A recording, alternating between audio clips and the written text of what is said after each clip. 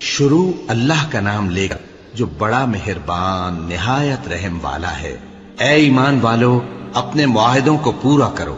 تمہارے لیے چرنے والے مویشی حلال کر دیے گئے ہیں بجز ان کے جو تمہیں پڑھ کر سنائے جاتے ہیں، مگر حالت احرام میں شکار کو حلال نہ جاننا۔ اللہ جیسا چاہتا ہے حکم دیتا ہے۔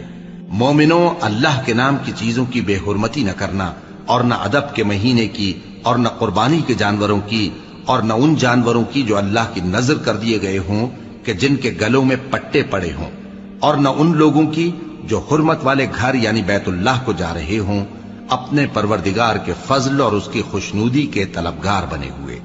اور جب احرام اتار دو تو پھر اختیار ہے کہ شکار کرو، اور کچھ لوگوں کی دشمنی اس وجہ سے کہ انہوں نے تم کو مسجد حرام سے روکا تھا تمہیں اس بات پر آمادہ نہ کر دے کہ تم زیادتی کرنے لگو۔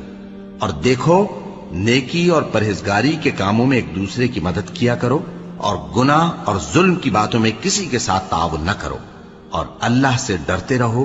کچھ شک نہیں کہ اللہ کا عذاب سخت ہے۔ تم پر مرا ہوا جانور اور بہتا لہو اور سور کا گوشت اور جس چیز پر اللہ کے سوا کسی اور کا نام پکارا جائے، اور جو جانور گلا گھٹ کر مر جائے، اور جو چوٹ لگ کر مر جائے، اور جو گر کر مر جائے، اور جو سینگ لگ کر مر جائے، یہ سب حرام ہیں۔